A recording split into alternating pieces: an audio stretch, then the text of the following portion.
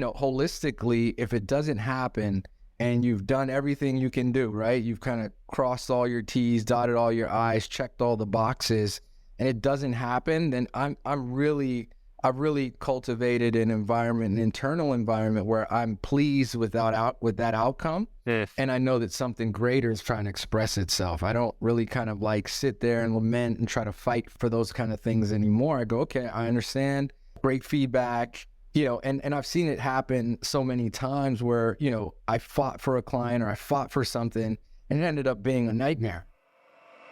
Yeah! What's up, everybody? Your life alchemist, your dragon. Welcome to Alchemized Life. I'm your host, Justin David Carl. This is a show where I seek out and share expertise, wisdom, and thought leadership in all domains with the mission of empowering and inspiring you to proactively design and truly live a life worth living. We're all in this together, and when we do the work together, we go so much farther, so much faster, and have so much more fun. Without further ado, let's dig into this episode and alchemize life. Javier Laval, so good to have you on the show, brother. Oh, it's my pleasure, man. So happy to be here and reconnect with you, Justin. It's been a while, man. Has been a while. Well, let's throw way back. Let's talk about the infamous night that kind of led you out of the world of the Hollywood nightlife business. Yeah, well, that's quite a little while ago, but that's how you and I met, right? That's kind of the industry and place and space that we met, smack dab in the middle of Hollywood, right there in the middle of the fire where all the action was. And, I was a relevant, highly sought after promoter in the space of, urban music and culture. And we, my partner and I and other, people that we were working with really kind of set a precedence for how parties and celebrities and things should party, right? Like bottle service and all these things that, are really kind of like standard in today's nightclub. We kind of got that sparked off. We kicked that off way back in like 2010 or something like that, or 2008. And I think what we were doing was really unique and special. We were what I like to think that we were doing at the time in Hollywood was bridging cultures, right? We were, the reason why I even got into nightlife in Hollywood was because I couldn't really get into the two different types of nightclubs, right? One was like either the white Hollywood nights, right? Bull House, and like they had like specific requirements. You needed to know someone famous, to get in. And I didn't really have a lot of famous people I knew at that time. And then there were kind of the African-American or black nightclubs, and we used to call them blacks and slacks, because in order to get in, you needed like a dress code, and you needed to wear like, essentially stuff you would wear potentially to church. And that wasn't really our swag. It wasn't really what we were doing. So we had really close ties with like the skater community, the streetwear community, Fairfax, and we started to curate our own environments and our own community that was based on culture, so what kind of clothes you like, what kind of sneakers, what kind of, music and environments. And so we had a really strong run in Hollywood that opened up the doors to where people were just being, being themselves instead of trying to be something else just to fit into a particular environment.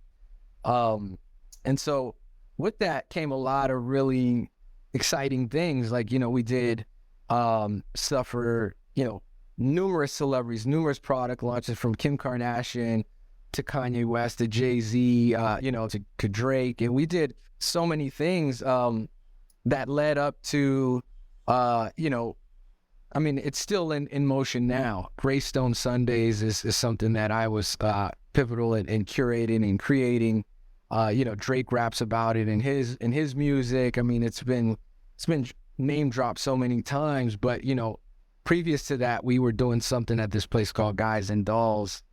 And that was like the hot spot. This was like right before social media. So there wasn't a lot of coverage online or on Instagram or on Facebook and things of that nature. So this was a really well curated space of like the top celebs. And one night, for instance, we had Lil Wayne, we had Drake, we had Jay-Z, we had Beyonce, we had Rihanna, we had Ciara, we had like everyone in the same space at the same time, and the beauty in looking back is that there was no coverage, right? There was no phones to kind of like tweet about it or share, and if they were, it was still very, very early in that time space. So we created some epic nights and epic memories. But unfortunately, one particular night, on I think it was close to New Year, we had an unfortunate shooting. So 2 people outside the nightclub got shot. They died, and it changed my life, changed my trajectory in terms of what it is that I wanted to do and where I wanted to allocate my time, space, and energy. So that was a really, really pivotal time for me. Yeah. In my own career as well, I think that was kind of the true beginning of my own end in the Hollywood nightlife business. Because I was kind of threading those two scenes, kind of like the high end, white, predominantly white Hollywood party, and the super high end, black parties. And I worked with you and your team, kind of like taking care of all the VIPs, the people who come in and get the tables. And that night, I was like feeling super tired, and I almost never went home early. Normally at the end of the night, like I would kind of like stand out front and kind of like say goodbye to the VIPs as they're leaving, thank them for like coming in and just kind of like, be that like send off for them. And I was like super tired, and I went home early that night, like before even like the club got out. And then like later that evening, like I started getting a bunch of text messages from people being like, are you okay? Are you okay? I'm like, what the hell happened? And like, I really feel like, God or someone was looking after me, because I would have been out there when that shooting took place out front. And I had so much fun like working with you and your partners and just being in that world, because it was so exciting. Like the hit makers, like all of them were coming through, and it was like athletes and musicians and moguls, and like it was like I still look back on that time like, how was there so much star power in like one little place? And like the stars were letting themselves go. Like, I was saying off air, like before we hit record, like Ciara was like dancing so like fiercely, she would like drop down into the splits on a table, like, and Jay-Z and Beyonce and Lil Wayne and all these people are there at the same time. I'm like, what the hell? Like, is this real life? This shit was crazy. And it was so much fun for me, because, I love just being a part of that community that, you and Jerry and your team had built up. But I was like, my life is not worth being a part of this. And so it was shortly after I stopped, working that party, just because I was like, I don't want to lose my life. You know what I mean? Well, yeah, it got, I think anytime you bring that kind of star power together and money, there's always egos. There's always, people that want to be a part of that construct that either can't because no one knows them, or, and so I think there was a lot of really, there was, almost too much energy happening surrounding our events at the time, that people were so anxious to get in and they would do anything. And when, we had a lot of problems, with like, gang members and, no, even recording artists, rappers that were really well known, but their entourages were just like their friends from the hood, and they wanted to come in with their friends. And we say, hey man, you can't come in with your 10, 20 dudes. And so, we had some issues and some blowback, but I think, it was still very special in that people still talk about it. People know that was kind of the foundation for what, is now a global scene in nightlife, where you see it in Paris and live in Miami. Like we were before all of that, you know what I mean? And we were curating that.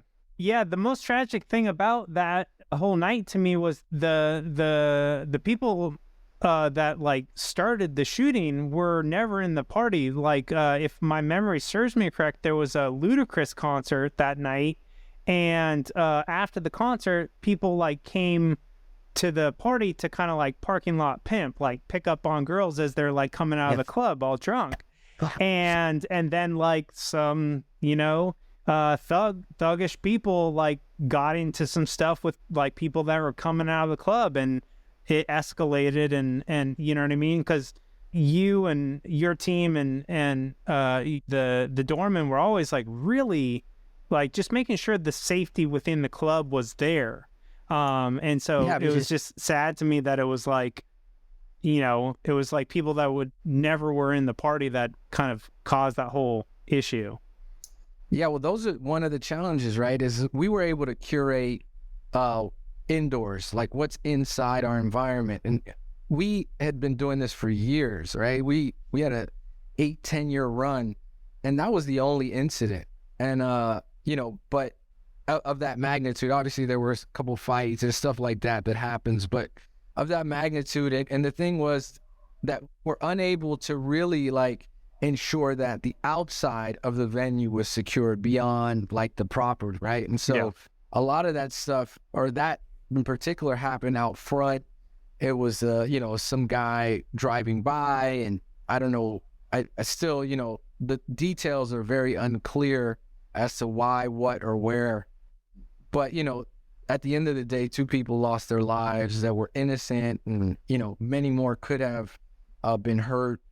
Thank God they weren't. You were definitely blessed, because we ran a really strong operation, right? Our thing was community culture. So as a VIP host at our night, you were doing your job by like greeting people at the door, making sure they're okay throughout the night, and then walking them out or making sure that they're safe. If they drink too much, could you help, or anything like that? And so, that's the type of operation we had, and it's unfortunate. I'm glad you weren't there. It was pretty chaotic, but since then, I just decided in the same way that like what's more important to me is my health and wellness and my family and my well-being, and that environment, not just that night, but just overall, that environment is very, very toxic, and can contribute to some wellness issues if you're not really grounded. So I left that space. Yeah. Well, before we dive way too deep here, let me do a quick introduction. So, you're very hard to like pin down in terms of like who you are and what you do. But in short, like you're definitely a serial entrepreneur. You've been involved in a lot of different, both community, culture, fashion initiatives kind of before they became like the it thing, as well as technology. So we'll cover some of that throughout this conversation. But, to kind of like rewind things a little bit, how did you end up, getting into Hollywood nightlife? And then as you started to transition out of it, like what did that look like? Yeah, well, I think what a lot of people don't realize is that I was doing nightlife and events in San Francisco before I moved to LA. So before I moved to LA, I was doing what's called street promotions, right? And this is, again, pre-social media, pre any of that. A lot of artists would come to San Francisco and they would need street soldiers to hand out flyers, to put up posters, to take them to the radio station, to take them around to different clothing boutiques, just to kind of get to know people in the city, know the DJs.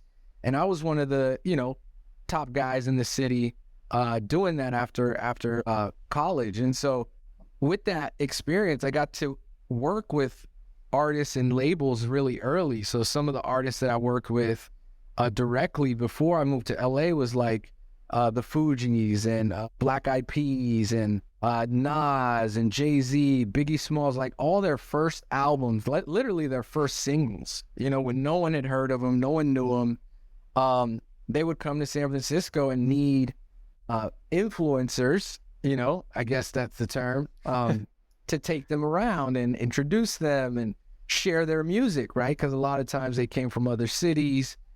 There was no medium to distribute music like there is today, right? No SoundCloud, no Apple Music. Like this was before that. So each artist and label would come to each city and really kind of dig strong roots with local influencers, right? Club promoters, college radio DJs, nightclub promoters, street promoters, just all that stuff. And so I got to work and promote these records like early on, and we were doing such a great job.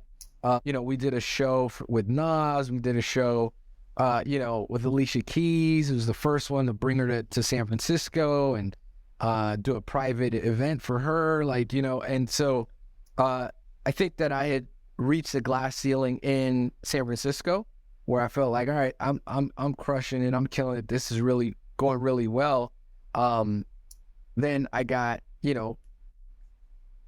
I was going back and forth to LA to kind of go to some parties and hang out and see what was going on. I was actually with B.I.G. and his whole team at a radio meet and greet 2 days before he got murdered in LA. And so during that time, I was still in the right place at the right time. I got invited to that event in LA. I wasn't living there yet. I didn't go, thank God. And, history, showed kind of what happened. He got murdered after that event.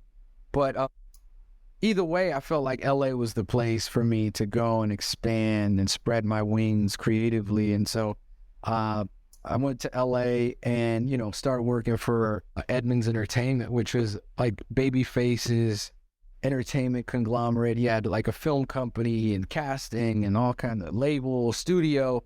And I cut my teeth there for about a year. And then I just went back out on my own and launched like an agency. And this agency that I launched, we were working with like Nike and Chiat Day on Apple, and we were doing a bunch of cool activations and events and collabs and things of that nature. And that kind of snowballed into what eventually became a full-time like nightlife promoter, and then a brand owner when I launched my sneaker brand.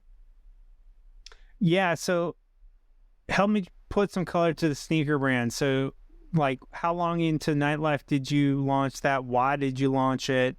And, kind of like tell us a little bit about that company.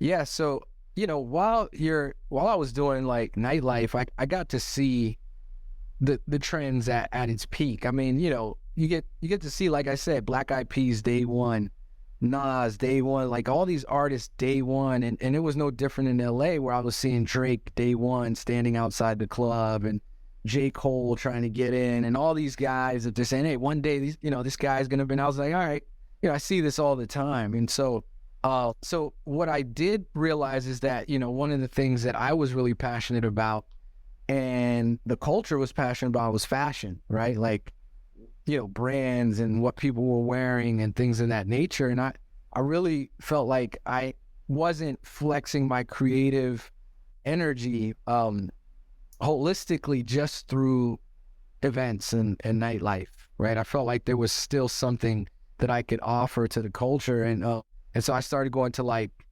trade show events like Magic and all those things, and learning.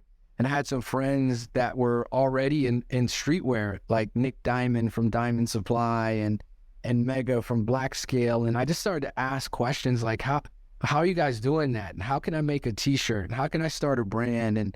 And you know, they were sharing kind of the insight, and Fairfax was just starting to take off, right? Supreme had a store in Fairfax, and Nick had just opened a store right there on Fairfax of the first diamond supply shop. And I was fortunate enough to be friends with a lot of these people, Eddie Cruz from Undefeated and Supreme. And I was just like asking questions, and a lot of these people were already attending my nightclubs and events. And so I decided I wanted to try my own brand and see what I could create. And that's where Android Homme came about. Yeah. So give the audience a sense for, because I understand Fairfax to some extent, probably not at the level that you do and the people that work there.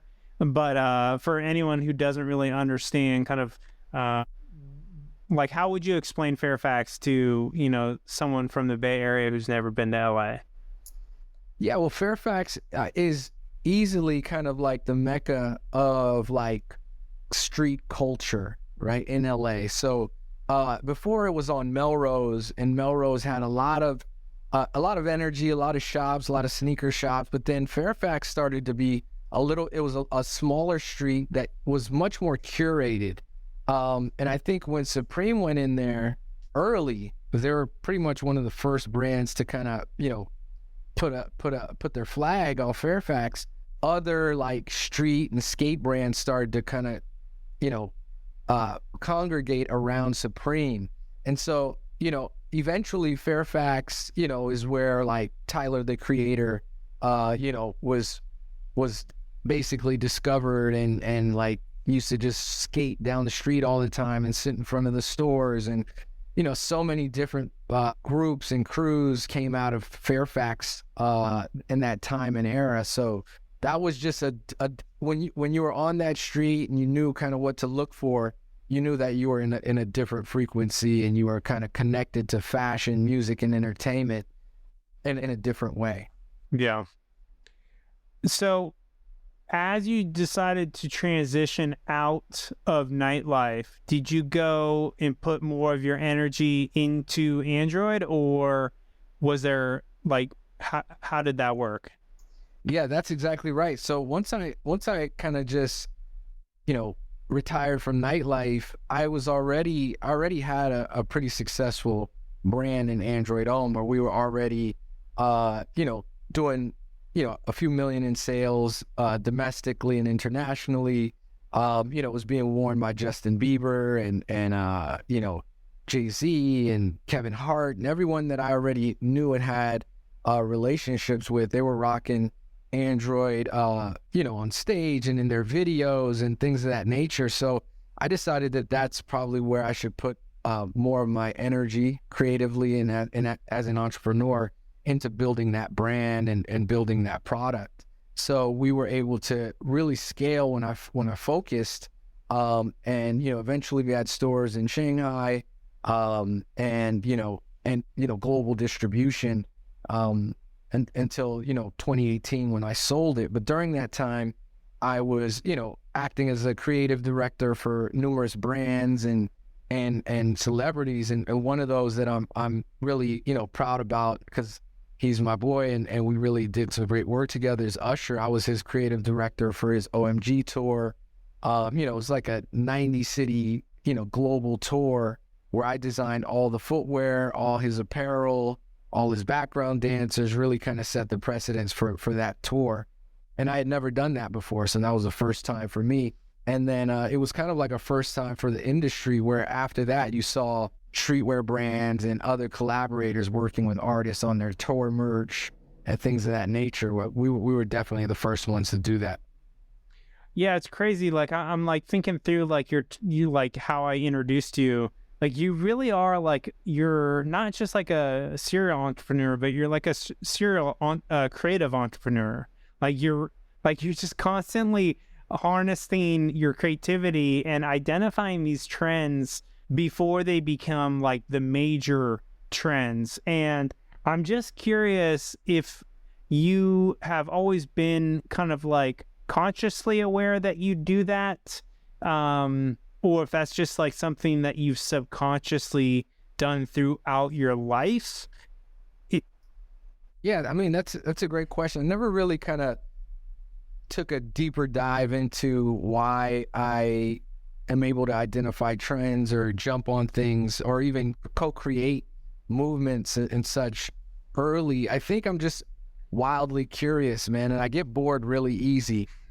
So when we talk about like addictive personalities, I'm not that, because I just get bored, like, and so I just move on. And, I guess to my credit, it's something really beautiful and special, and I appreciate it. But also to my detriment is sometimes I leave industries and I leave things before I can truly, financially reap the benefits of it, at its max. But that's just kind of par for the course. I think that I enjoy starting things, innovating in spaces that maybe there's a little skepticism or people don't really understand. And then when people start to understand, I think, intuitively, I just say, okay, I'm done. I'm moving on to something else, So that's kind of how I think my brain works. I like to really kind of explore new territory and challenge myself. Yeah. Yeah, it's definitely fascinating. I mean, I've known you for a long time now, and just watching you and all the different, things that you get into and do has always been really, exciting and entertaining for me to just be like, all right, what's Javier up to next? Like, because I know he's like going to be on it before everyone else. Dude, And I think I want to cut you off real quick because I want to mention this because I don't think people really know that you were still are super cool dude. You were like, handsome ladies, man, and you were our first model. Like, you were our first model for Android Homme. We hadn't done a photo shoot prior to that, so you may have seen that it was kind of a little unorganized, but I thought that we had created some really great content, right? We call it content now, but it was a photo shoot for marketing the style and the shoes, and we shot a promo video, right? This is like 15 years ago, right? We were doing kind of what people are doing now, and we had different locations, and so I want to say thank you for just trusting some crazy ideas and like, yeah, I'm down. I mean, you brought one of my childhood dreams alive. Like, I always wanted to be a model. Like, I can admit, like, I was vain as a kid. Like, I was like, yeah, I want to be a male model. And like, I didn't know it'd be with a luxury sneaker, shoe company. But it was like, when you guys asked me, I was like, fuck yeah. Like, this is awesome. That was cool, man. You did it for free, I think. Oh, dude, and I was so fucking nervous. Like, I was like sweating. I didn't know what the fuck I was doing, but it was like one of those things I'll never forget. Yeah, no, that was great, man. That just kind of like helps us come full circle because I launched Android in 2008, so it was in ideation 2006, 2007, and it didn't hit the market until 2008. So, that was a long time ago, in retrospect that, a lot of these platforms like TikTok didn't exist and, Instagram didn't exist. Like a lot of these things were all kind of new. So the world has changed considerably since then. Hey there, just a few words about the incredible show sponsors for today's episode, and then we'll dig right back in. Today's show is brought to you by Veg Nutrition. Live better. So I'm actually a Veg elite athlete. And before I joined the team, I spent months doing my due diligence to make sure that the company was vision, mission, and value aligned with me, my values, my mission, my vision, and my lifestyle. I got to know the owners super well. I even got to know the person who formulates all the products, and they passed with flying colors.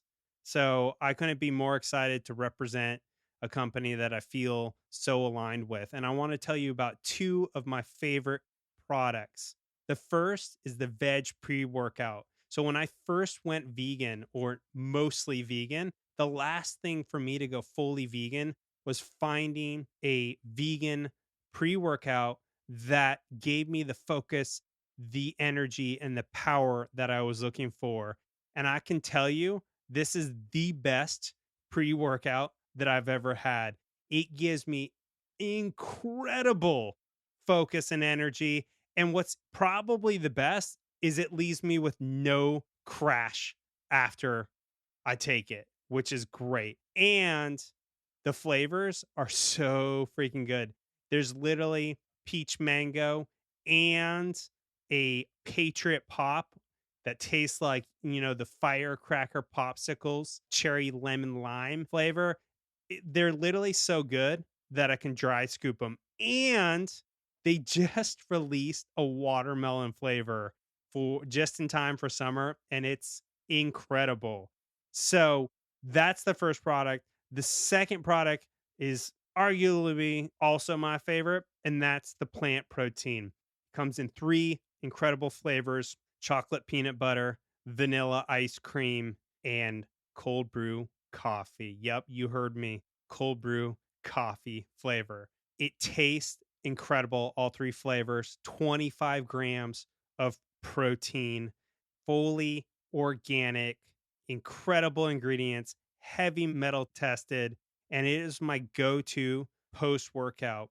Make sure that I'm recovering and refueling and giving my muscles the protein that they need to rebuild for that next workout. So go to vegnutrition.com/dragon and try their full line of supplements, and you'll get 15% off. Or you can just use Dragon at checkout and you'll get 15% off. So that's vegnutrition.com/dragon to get 15% off. Veg Nutrition, live better. Yeah. So I want to kind of, because you and I reconnected at a time when I had left Nightlife. I came back up to the Bay to kind of like reconnect to my roots at Stanford and just kind of like restart my life. And, I came back at the end of 2013, and I don't remember quite when we reconnected, but I know you were starting to experience some health challenges.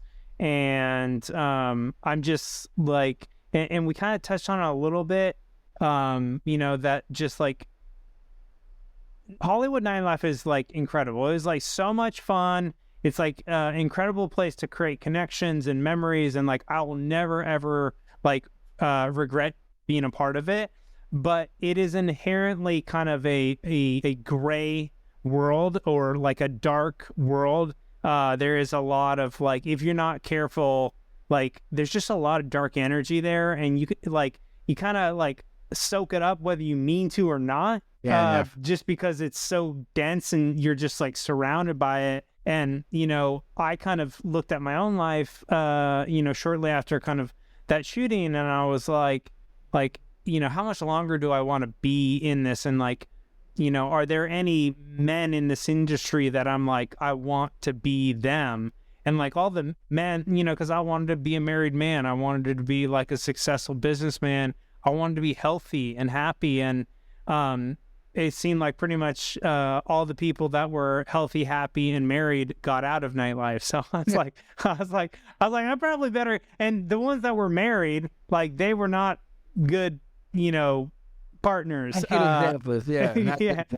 And they definitely, like I was like, so I got to get out of here. I don't know what I'm going to do next, but I'll go back to Stanford and I'll start to figure it out. But I'm just curious, like, I think you had a similar experience where you're like, okay, I need to get out of this. It's starting to affect me like mentally, emotionally, and then I believe you transitioned more to Android, but kind of like start to walk us through, mixing your well-being journey. Yeah. So, I think, now that I'm older, I realize that I was always, energetically tapped in and really could feel environments and people. Later on I learned that word is empathetic, right? An empath, like you're able to just feel things, and I never really understood why before and after events I was so like exhausted or like anxious, right? Like this anxiety. I knew it was going to be a great night, I knew we were going to make a ton of money, but I would feel this crippling anxiety before every event, every night. And it was like weird. And I just kind of ignored it. And then post events or post these things, I would feel, just flattened. I would just be exhausted, right? And for no reason, a couple hours in a club, right? You think, yeah, it's fun, right? Later on, I realized that I was just not well, and that, there were certain frequencies, certain energy that I was experiencing negatively in those spaces and places that just didn't really work with me. I think that, and I was battling a lot of things internally, because I too had those kind of epiphanies like, man, I just want to have a family. I don't want to be in this environment forever. What can I do to get out of here? But the money was great. I mean, you're talking about walking around, the money was incredible, right? We're making millions of dollars every year doing clubs that people were so passionate, so having so much fun. But I was really struggling internally. And much like you, it's funny you said you left early. I started to kind of like create this trend within our own circle. It's like, oh, Hobbs going to leave early. Because I would just leave out the back door, right? Half hour before the club, I'd make sure everyone's good, all the people I invited, and I would just slip out the back door. People thought I was being either lazy or, I'm the man, so I can leave, but it wasn't that. I was just like, I was totally like just falling apart internally, and I had to just get out of there. And I'd go home and take like a hot shower and go to sleep or whatever I could do.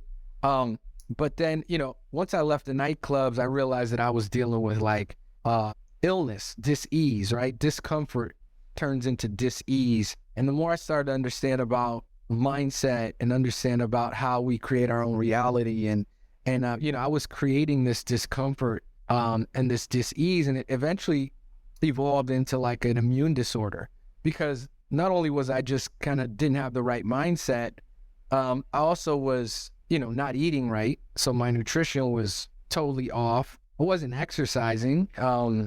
And I wasn't really being mindful of the things that I was thinking about and doing.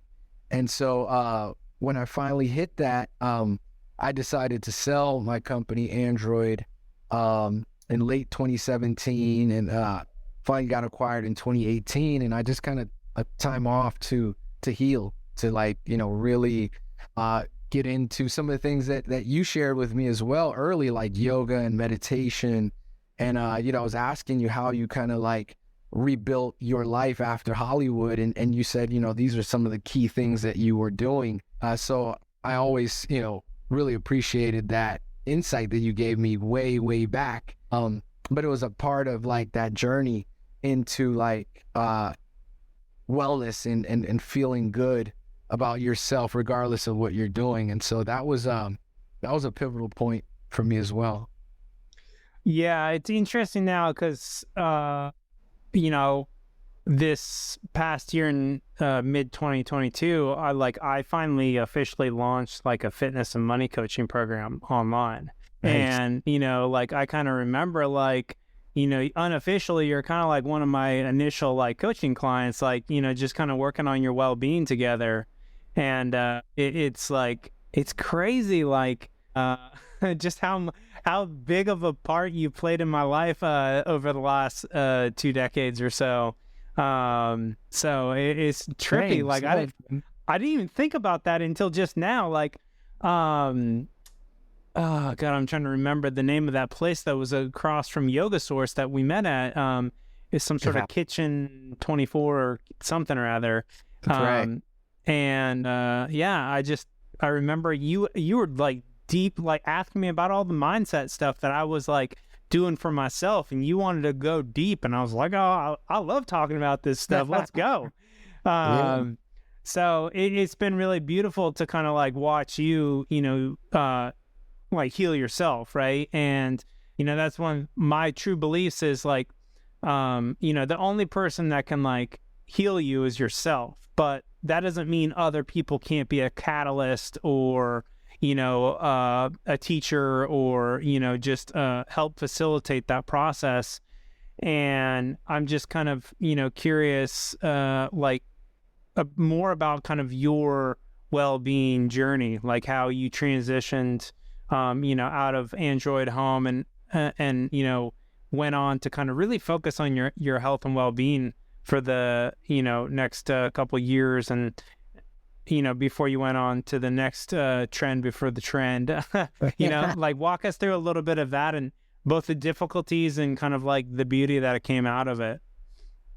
Yeah, I think, in the start of something new is the death of something, right? And so I had to let that life and that lifestyle die. I had to let it go.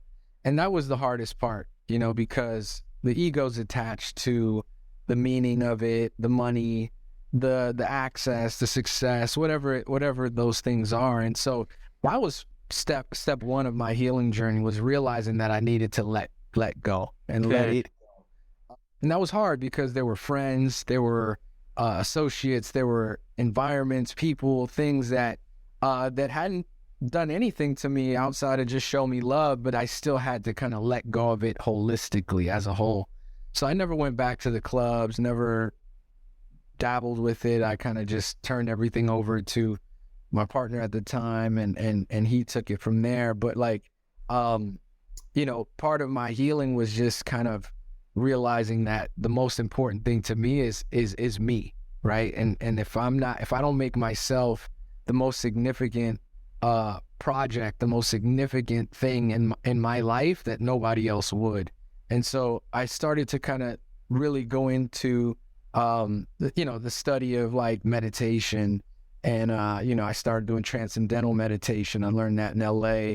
I started to do yoga, hot yoga. You were the first one to kind of put me on to hot yoga, and I just fell in love with it. Such a beautiful experience and a mental challenge, physical challenge. And I started to learn like neuro-linguistic programming and NLP, and just realizing that like we're not locked in a paradigm. We can always change, and we can always really kind of what I was calling in Android reprogram now, right? So I always had this notion that things could be different for me, even though they were really good, and by all intents and purposes, things were really well from the outside looking in. I always knew that internally things weren't always ideal. So I started to focus on that, and I got off all the the medication that I was on, and I started to see my body transform. I started to see my mental health and clarity of mind start to like brighten up. My heart started to open up, and I started to forgive people and things and places, and I had a small family. I had my who's my wife now, and my daughter was a few years old, and I just really kind of thankfully had the opportunity to settle into what I always wanted, but just didn't know how to achieve it, which was just a humble, small family with not a lot of drama, not a lot of hype or anything, just lots of love. Yeah. So you had hot yoga, NLP, meditation, and you're kind of going on, this journey of reprogramming yourself to, really build the life that you truly wanted, your like authentic expression of life. And I'm just curious, were there other things, transformational experiences, workshops, books, or things that really, played a major part in that journey for you? Man, so many. I think I got so much. I'm curious by nature, right? So I think I got so much from so many different individuals and modalities, and like I explored like Tony Robbins' work and attended one of his conferences. I think it was Unleash the Power Within, and that was really transformational and healing. Then I traveled the world. I went to Bali and spent some time in Bali, kind of on my eat, pray, love journey. I think it's called eat, love, pray, whatever it was. I went to Egypt, ancient Egypt, and got to stay there for about half a month, like 2-3 weeks, and got to meditate, in the pyramid of Menkar, and, and experience like a Kundalini awakening in that pyramid. And, like there was so many different places and spaces that it's almost too many for me to kind of like the recollection of it is tough, because I really went deep. I really went far and wide to collect information, data. I started to learn more about channeling, plant medicine. I've had numerous journeys on plant medicine. I'm a Kambo facilitator, so I also do the Kambo medicine, the toad. I just kind of started to stack up my wellness tools per se. But the most important one is just kind of what we believe about ourselves and what we say to ourselves internally. Our internal dialogue is the most powerful medicine. And if we can get that under control, and we can really honor how valuable that is to our energy, our frequency, and what we create, then I think we're in a much better place to be happy.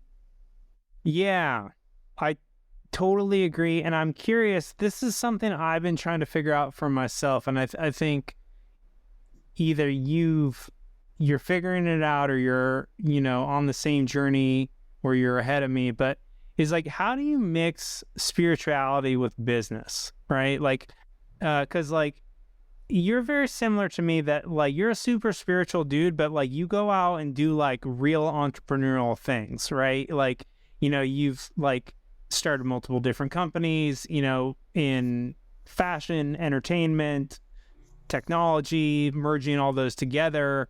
And you also kind of have this, deep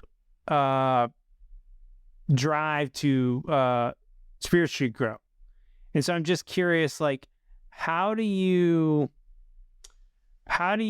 combine those in your life, or how does that like work in your life? Because that's something I've been trying to share with, other people, is like, you can do and be both.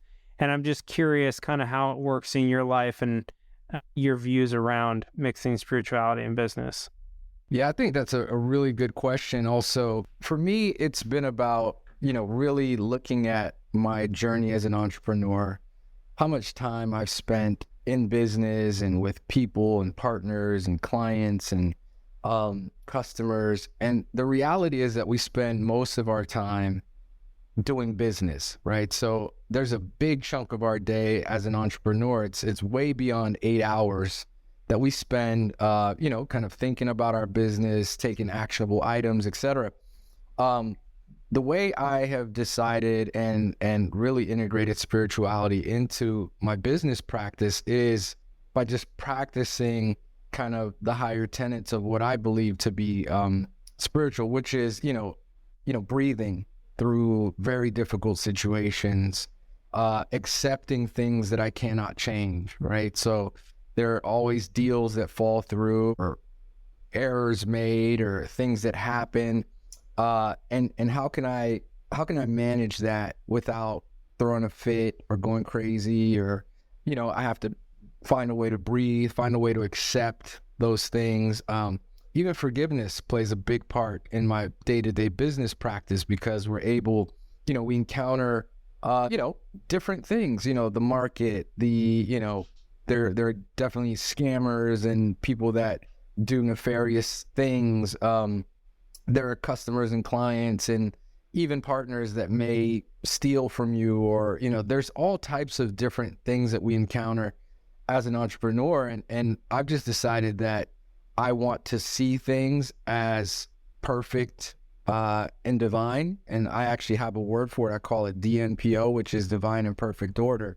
And so anytime something happens that I don't find it to be agreeable or would normally upset me, I can just go ahead and reflect and say, okay, well, I don't agree with this. I don't like it, but it's divine and perfect in its manifestation.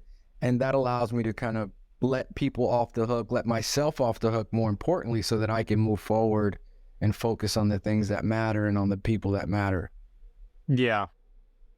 Yeah, I feel like I agree with that. Like, funny enough, I just like got off a business call right before this recording, and it was basically, you know, a client being like, we decided to go with one of your competitors. And I had to just accept it, you know what I mean? And hold space for possibility in the future, right? And so, like, instead of getting upset or mad, I was like, all right, well, walk me through your decision, you know, how you came to that decision, and like what were the important factors. And, you know, fortunately they were happy to be transparent, and I was able to just be like, okay, great. Well, I'm going to take all that to my leadership. I'm going to see if we can come back with a better offer. And they may say no, like, nice, like, Yeah. We can't beat that. But what if they say, hey, we can actually, like, not only meet that, we could beat that and like give you something better. And so I constantly, because I think the ego wants to make either that person, you know, who decided to not go with my company bad, or that company bad, or the ego wants to be like, you didn't do good enough job, Justin, like you messed up. Wow. And instead it could, like, I love the divine and perfect order. So like, to me, like, using that, you know, tool, it's just like, okay, this either means my business needs to improve its offering, or it's not the right time, or some combination of that, right? And so, like, it's just feedback, right? And it's not it's not like criticism from the client. They're just being like, hey, this other competitor offered us something that's a better fit for us right now, so we're going to go with them. And that's like, if you remove the ego and remove the judgment, it's like, okay, they just see a better fit for them, but that doesn't mean we can't, you know, change our offering or come back with something better that either like makes them say, hey, actually we'd like to go with you, or the next kind of customer that we approach is like, hey, this is exactly what we need, and because of this business deal that fell through, we learned like how to improve the offering, right? Yeah. Now, I also believe that, like, there's always something greater that's trying to express itself.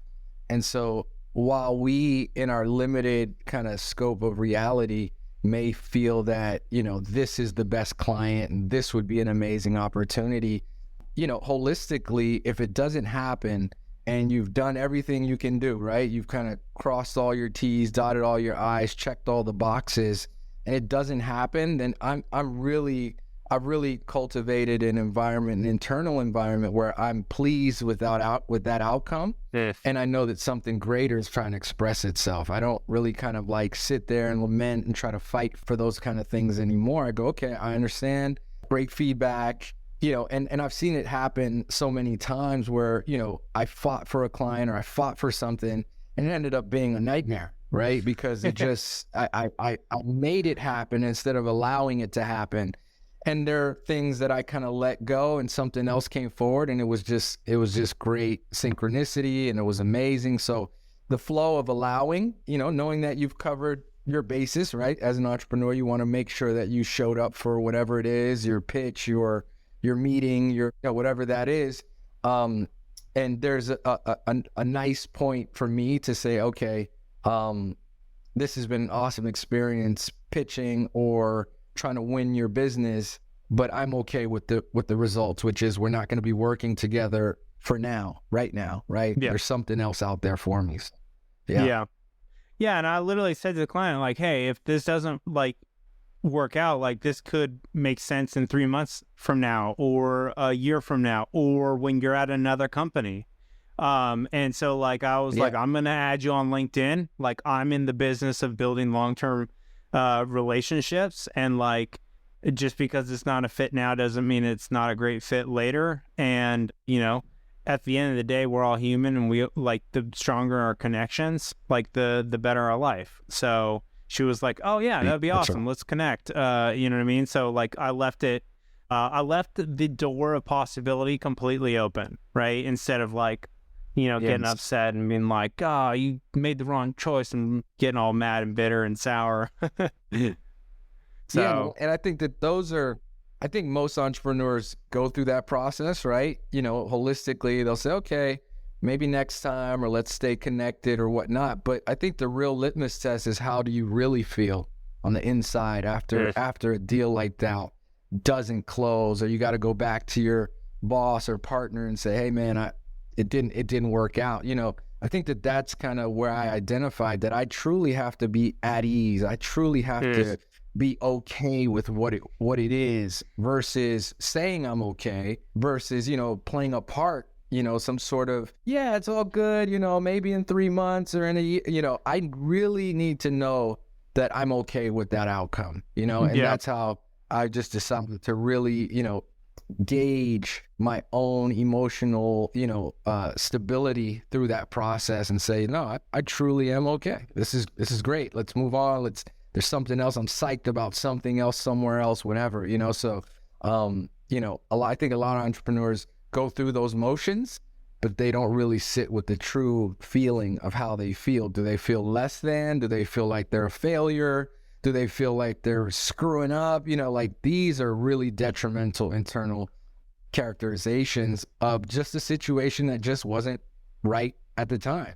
That's all it is, Yeah, and I'd be lying if I don't say like I am like currently wrestling with the like, did I do a good enough job? Did I represent our company well enough? And like there's like a bit of like doubt and uncertainty, and I find that like most of the time, like I kind of have to go through this like almost like grieving process that like it didn't work out.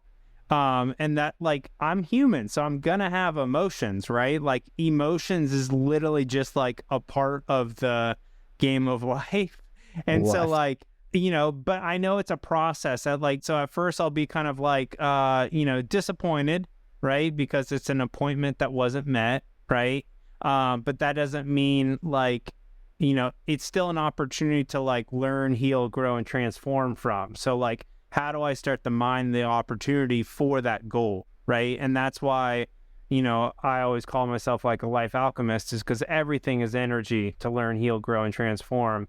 And, that's kind of one of the ways I bring spirituality into business. For me is like this business interaction is purely just like showing a light on where I still have work of acceptance to do, right? Yes. Work of like, quickly moving through like an appointment that's not met, right? Disappointment.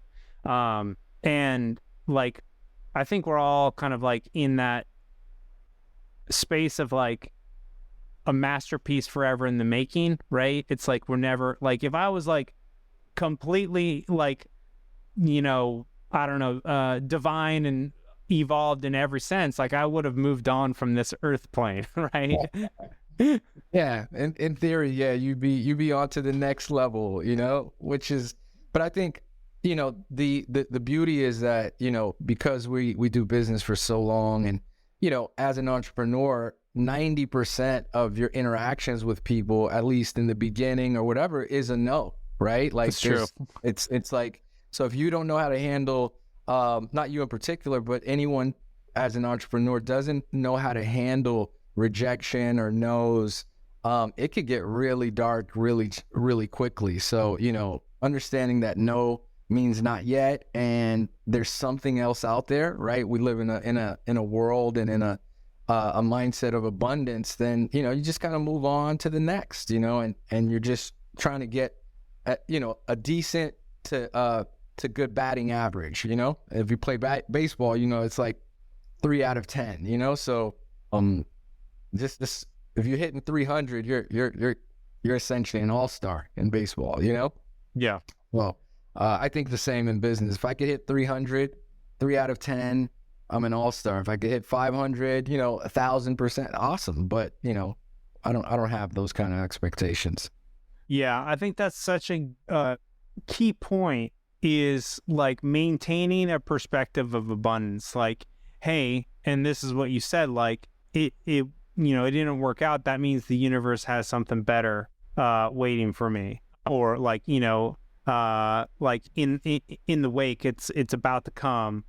We just got to be like patient and like keep our eyes open and keep taking, positive action forward.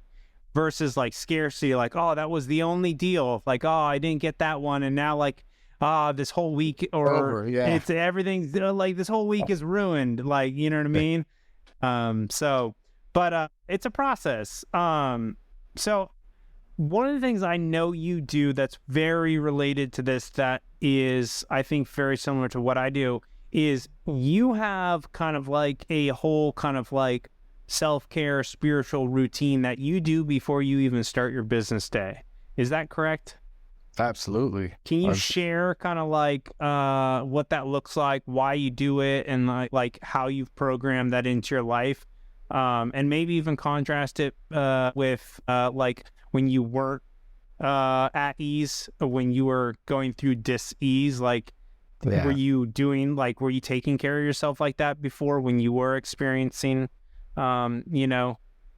No, not at all. I think, you know, for me, it's clear to see the things that I was doing and the things I wasn't doing. So, you know, early on in my healing and wellness journey, I just started to look at not the things that I was doing, right? Because I already knew the things I was doing.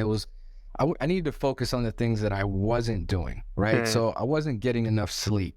You know, that's number one, right? So up all night, you know, on calls overseas, nightclubs, I wasn't getting enough sleep. So that became a priority, is like, how do I get enough sleep in order to feel vital and energetic? So that's my focus for, you know, the evening, is getting to bed early enough, usually 9-10 p.m. I'm in bed, and you know, I'll wake up 5:30 a.m., sometimes 6 a.m., between 5 and 6. I just allow for, like, you know, the natural process to wake me up, and then I'll move right into like some water, you know, I'll hydrate early in the morning, you know, 12 ounces of just clean water. And then I'll move into like my prayer and a meditation ritual, which is usually, you know, an acknowledgement of my ancestors and, you know, all divine beings that I feel connected to.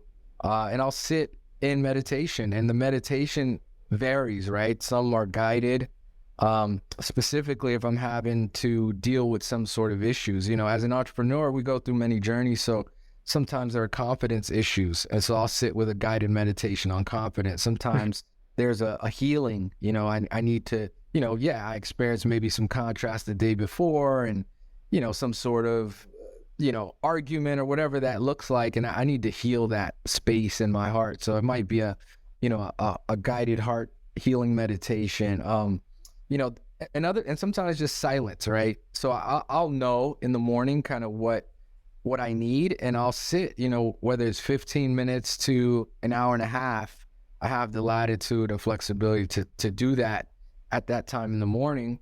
And after that, you know, it's really just kind of like feeling whether I need to move the body, so I can either jump right into a workout right after that, or if I don't feel like I need to move into the body, then you know, then it's maybe reading or just going for, you know, a small walk or a cup of coffee. And once I do that, and I'm fortunate enough to live near the beach, I'll go for a walk on the beach. And that may be a 5-minute walk or an hour, you know, it just depends. Really learn to tune into what my body needs and what my mindset and my mind needs at the moment. And I just try to provide that. That's my routine, is listening to the body, listening to the internal dialogue, and doing whatever it is that it's requesting of me in the moment, in that day, so that I can have a productive work day. I can, you know, be present for my family and, you know, things like that. Hey there, just a few words about the incredible show sponsors for today's episode, and then we'll dig right back in. Today's show is brought to you by Fit Rich Vegan. If you're ready to get in the best shape of your life, double your income, and 10x your savings and investments, then this is the coaching program for you. But wait a minute, Dragon. Isn't this your coaching program? Heck yeah, it is.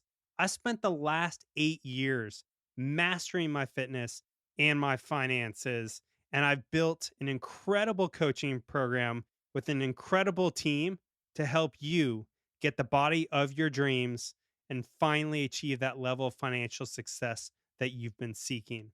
So if you want to find out if you're a good fit for the program, go to fitrichvegan.com and book your free consultation today. Or you can just DM me on Instagram with the words FitRichVegan, and we can chat about if it's going to be a good fit for you. I'm committed to empowering people to actually achieve their fitness and financial goals. I spent the last 20 years trying to figure this out on my own. And what I realized is the key to doing it is not doing it alone. You have to have coaches, you have to have mentors, and you have to be a part of masterminds.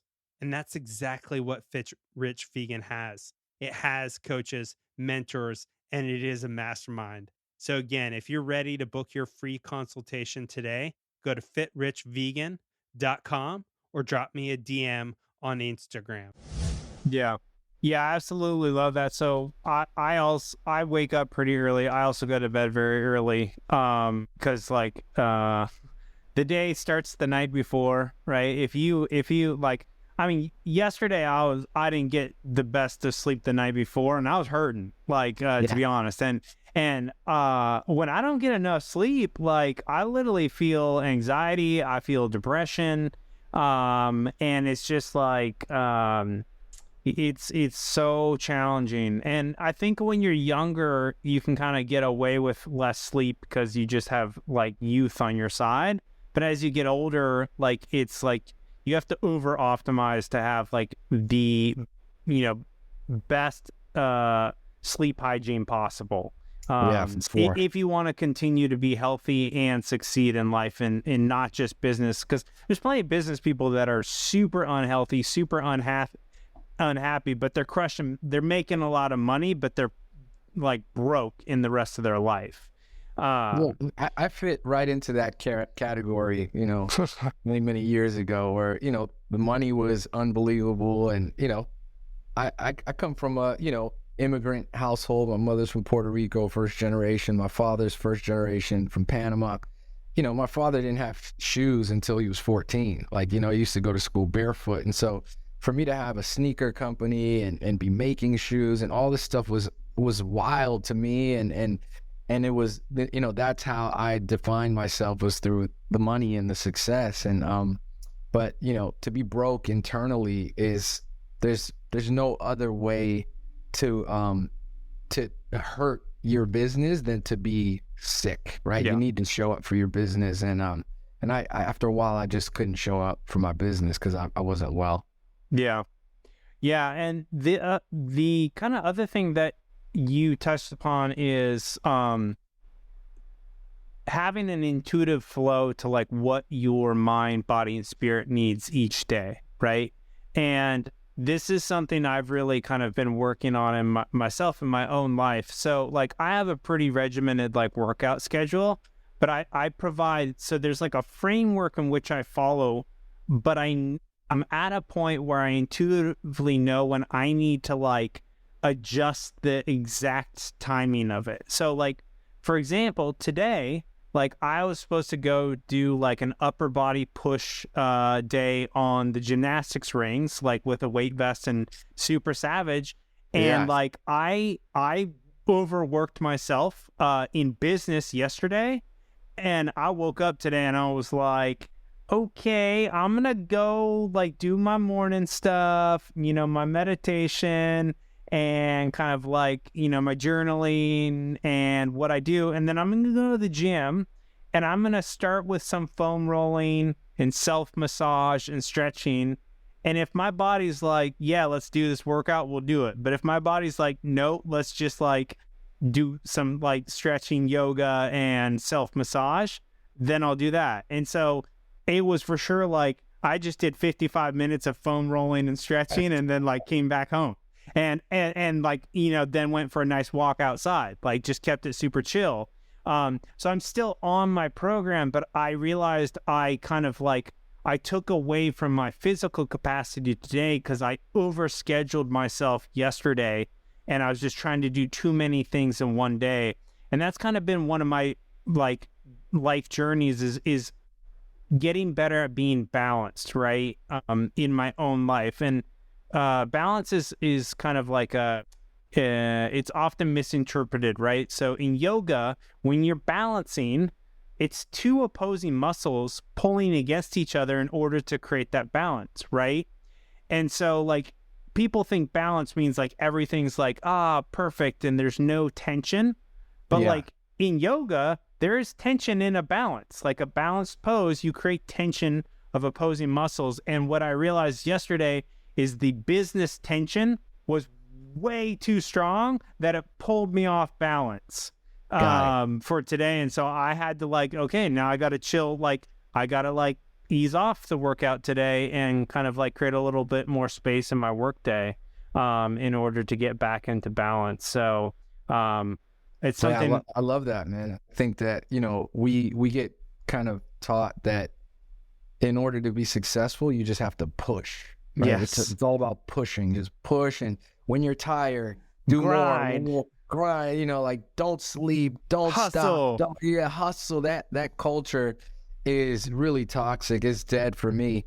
And I just honor and respect my vehicle, which is my body, mind, and spirit that actually runs this business, whatever business, right? And so if that's not okay, and you know, there are times, like you said, you went to the gym, got on the foam roller, you give your body, you know, response, let it communicate and say, you know, if you're ready to do this, let's do it. I'm open, I'm here, right? I showed up. And if your body's like, no, then I think the best thing anyone can do is just listen to that and walk away and restore the body. I mean, you've been doing fitness forever, so you know that part of, you know, a successful training is rest, right? No. Like it's not always push. 100%. You know, like rest is equally as important as you know, those reps in those sets. So I think, you know, we got to really get comfortable, because sometimes rest isn't, you know, it happens when you don't want to rest. You know, you got something to do, you got something to do, you know, you got to travel and you're like, no, I can't rest. And I just learned to say, you know what, I can push that meeting. This opportunity can wait. I need to rest, right? And whatever that means. And so, learning how your body works will help you as an entrepreneur for sure. Yeah, 100%, because there's so many variables in life, right? There's so many different things. Like something could happen, you know, in your family life that throws a curveball, like, you know, energetically your way, and you're going to have to like adjust to that, or you can push through it and like burn out. And, you know, I think the burnout culture that we're in and this hustle culture, it's really like I think we need more kind of like role models of people who are showcasing like, you know, the opposite of that, like, you know, showcasing that like rest is the basis of successful endeavor, right? And if you sacrifice that, like your endeavor will be short-lived. And go ahead. No. Go ahead. No, I was just thinking as you were saying that, you know, success just has to be redefined. And that's what I did. I just redefined success. Like, what does it actually mean to me? And when you redefine success and at the foundation, it's the most important things, right? Like your health, your family, then the rest of that stuff just becomes, you know, things to do, right? Like, you know, start a business or whatnot, but I'm not going to sacrifice my health or my family for any business. I don't care what the number is, right? And so once you redefine success, then you're free to kind of create with the remaining space. I think the big problem is that when you get into business, entrepreneur, that's all there is, right? It's just make money, be successful, get popular, whatever that is. And you leave a lot of beautiful things on the table. Yeah. And you see this all the time, super successful people destroying their marriages, you know, destroying their families. And it's just like, that's not the kind of success I want either. And, you know, I think it's fine. It's finding that healthy tension, right, between your business endeavor and your family life and your personal health and your spirituality, right? Because it's like we all know the people that are so spiritual they don't do shit in life, right? Like they're so fucking woo, they can't even barely pay rent. They're going crazy. Come on. Yeah. So I want to transition just a little bit because, back to this kind of idea of like you identifying the wave before the wave. So one of the things that you did was Future Stream, which essentially, is now what like Instagram is doing with badges, where artists or creators or influencers can go live and then their audience can like support them. And there's plenty of podcasts where you talk about Future Stream. At least there's a couple good ones out there that I can put in the show notes. But what I really want to know is like, what are you up to now? Because I know you're working on this PFP World. So tell us about like what you can share and kind of what that's about, and maybe give us an inkling into this wave before the wave that you're riding.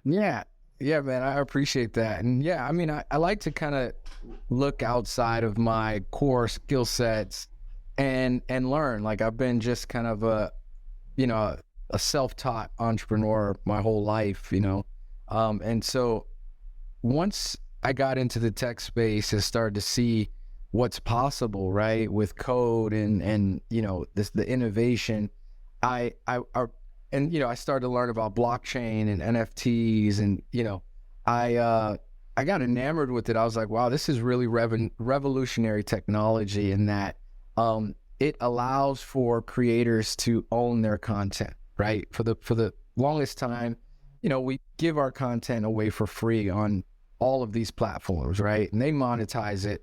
And they never really gave us many options to monetize until recently, right? Now, that's why I built Future Stream, because I was like, I'm going to allow creators to monetize up to 90% of total revenue, right? And so what happened was, NFTs became a really big thing. And I saw that how could this work in the space of like in real life apparel, footwear? And so we came up with this idea called PFP World, where we're allowing people that hold specific IP in the space, whether it's an ape or a doodle or whatever, to customize and make their own high quality leather goods. And so I'm taking some of my old manufacturing experience and relationships with like factories in Portugal and Italy that do Versace, they do Balenciaga, they do Off-White, they do a lot of the high-end brands.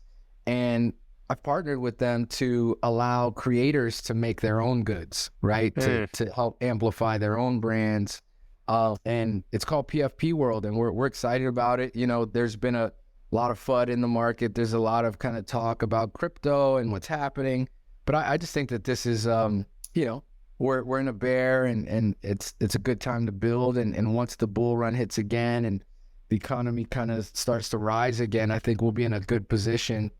Because the problem that we're solving holistically, overall is that, there's not a lot of transparency in the supply chain. So we're building technology that allows for brands to really kind of like tag their authentic goods, right? There's a lot of counterfeit Nikes, counterfeit Louis Vuitton. There's a lot of counterfeit stuff that's out there. And as a secondary market consumer, you oftentimes don't know if you're buying a fake or something real. And so with what we're building, we'll be able to kind of offer this to companies in a box that allows them to kind of indicate from the factory that it's made to who made it to the material suppliers. It's all on the blockchain, transparent, who owned it before. And so therefore you have a track record. Even if you find some of this stuff in landfills, and these are big problems, the authorities, the government will be able to come back to these companies and say, hey, you can't just dump your goods in some landfill. We're able to track it through the blockchain. So I think there's really kind of cool things that we're building in this space right now. Yeah, it's interesting. So, I spoke with Matthew Liu. Yeah. And I know you guys did an NFT project. We did a drop with Lupe Fiasco's really the first token gated live event that was virtual, and it was a success. It was awesome. Matthew's dope. Hey there. just a few words about the incredible show sponsors for today's episode, and then we'll dig right back in. This show is brought to you by Feel Free from Botanic Tonics. This product is unlike anything I've ever had before. No joke. It's made with kava root and other ancient plants, and just half a shot gives me this incredible sense of focused flow and productivity. And I love to take just half a shot right before I work out.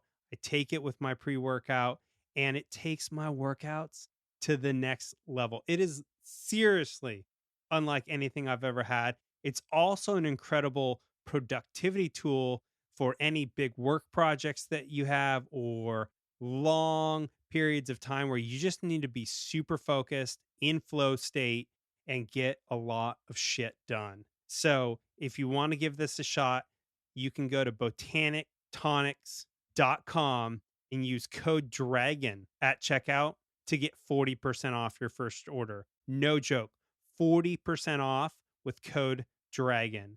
That's Feel Free from botanictonics.com, code DRAGON. Feel free, feel good.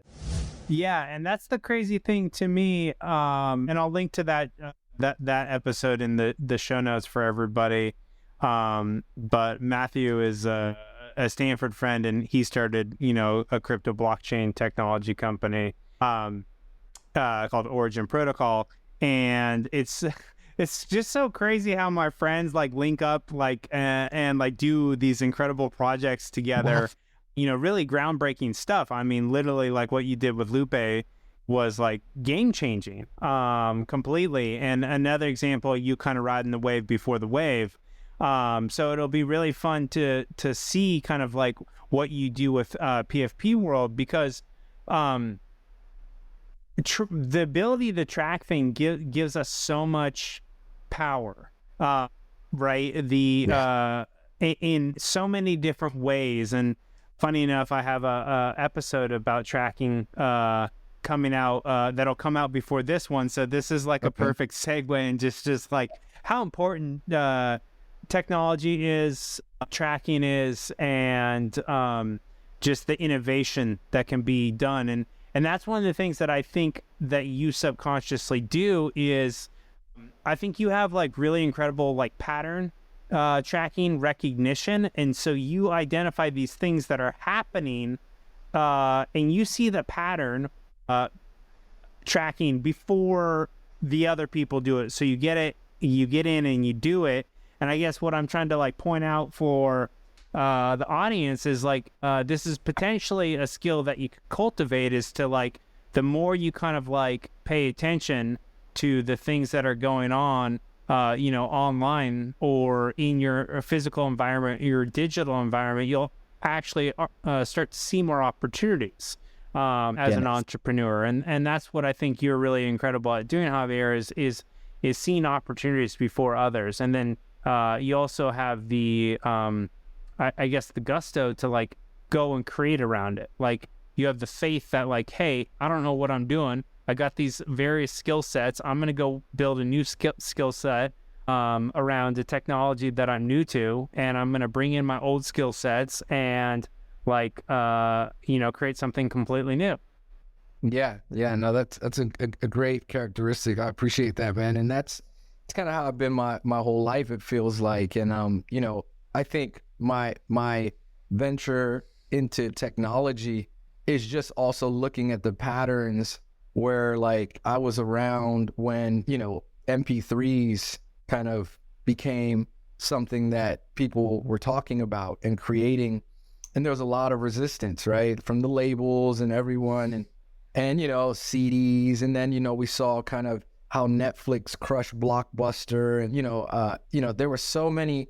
I could see the patterns. Even social media, there was people want to meet in real life, they don't want to do this stuff. And so I can kind of look back and say, okay, technology, whether you like it or not, is, the great equalizer. It just, and there's positive and negative in anything. And there are some people doing some really incredible things with technology to help people and help the world and help creators. And then there are people doing some really really terrible things that could hurt, us, that hurt humanity, hurt the planet. But I choose to pick a side where I want to be helpful. I want to add value to my community and the culture and whatever I'm doing. So, but I feel like technology is something that we should all be paying attention to, especially with now the aggressive introduction of AI and the things that are possible just today with AI. I can't imagine what's going to be happening in 5 to 10 years. Actually, I can't imagine it, but I think there's a big divide. There's a big kind of like gap for people where they end up being just used by these platforms, used by the technology. And I just decided that I didn't want to be used. I want to help people use the technology to leverage it themselves and make things themselves and all that kind of stuff. So I'm excited about it. Yeah. It'll be fun to continue to watch you just innovate in whatever space is next. So on that note of kind of like newer things, like, one of the kind of, I think, through lines in your journey has kind of been your well-being and your mental well-being. And I know you have another project related to mental health. I'd love to hear a little bit about that. Yeah, man. I think, again, we spent quite a bit of time, and I appreciate talking about like wellness and spirituality, because it's the most important thing to me, today and these times, because we're just faced with a lot of different stimulus that really affects our mental health and our physical health, right? Whether it's our nutrition, whether it's, the news cycle, politics, war, there's all these, Black Lives Matter, just all kinds of stuff that really kind of, if you're not careful, can really affect you, whether you know it or not. Subconsciously, these things affect all of us. So, I do have a pretty wide network of friends, and I've seen over the past 4 or 5 years, or even more, like a high suicide rate, amongst creators and entrepreneurs, and I myself has dealt with mental health issues and had to find ways to self-regulate without the use of medication or kind of pharmaceuticals. I use other types of medication, like some plant medicine and things of that nature. I look at meditation as a medicine, right? I take a pill every day, my meditation pill every day, sometimes twice a day as needed, right? And so I'm creating this new community. I'm going to start small, called the Heavy Mental Health Club. And Heavy Mental Health Club is just that. I want to provide a space and a place for people, entrepreneurs. You don't have to be an entrepreneur, but if you're just kind of part of the culture of what we do and how we do that, you have a safe place and space to congregate, share, have something that I wish I had, growing up this way, not even knowing how to define what was going on internally. So I'm excited about that. It's called heavymentalhealthclub.com. We're just gonna hopefully create something really special for whoever wants it, no pressure on me and no pressure on anybody else. That's kind of how I like it. Yeah, and that's that's another one of your like superpowers is like community building. Like you're really good at, with Future Stream, you're able to build community around artists and really like make sure that the artist, was serving the community, but also being served by the community, right? Versus just some sort of like platform taking advantage of them, kind of with the masquerade of serving the community, right? And so that I love that you're doing this around mental health, because, in my own story, like I went through suicidal depression at the tail end of that right before I left Hollywood nightlife. Like I literally, for 4 months went through serious depression where I contemplated like, taking my own life. And so like for me, that's a big reason that like the mission of this show is to empower people to proactively design and truly live a life worth living is an ode to that dark time, right? Like I want to empower myself and others to like build that life that is worth living, that they don't have to be like, well, should I just end it? You know what I mean? And so I love that you're so passionate about just really, creating community, creating connection around, different facets of culture and the human experience. And mental health is so needed right now because of, all the stimulus that technology has brought. Like now there's just like so much coming at us that if we don't like, do the mental workouts, at the heavy mental health club, like we're gonna get fucked. So I feel it, bro.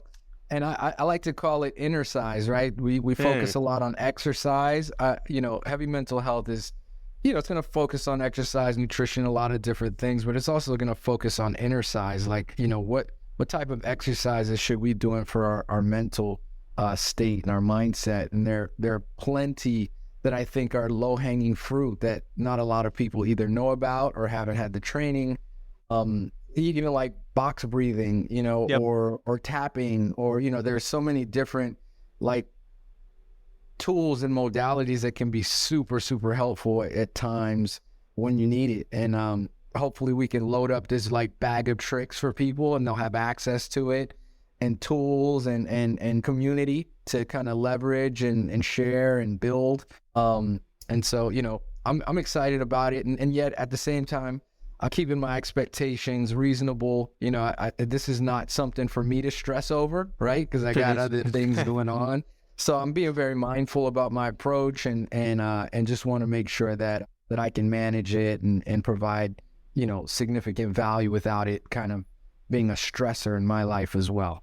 Yeah. Well, brother, any last topics that you want to cover or requests to the audience or words of wisdom that you want to leave us with?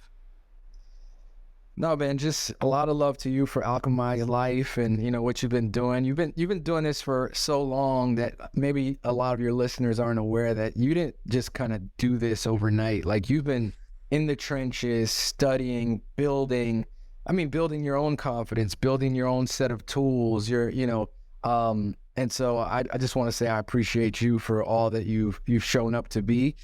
Very inspired by you. When you left Hollywood and you're like, I'm going back to Stanford, I was like, holy shit, I want to do the same. I just, I was like, I want to get the hell out of here. We called Justin, see what the hell he's doing. Cause you were looking great. You were looking happy. And so just really, really proud of you, man. And, I think if I leave this podcast with one solid recommendation for people, it's give meditation a shot.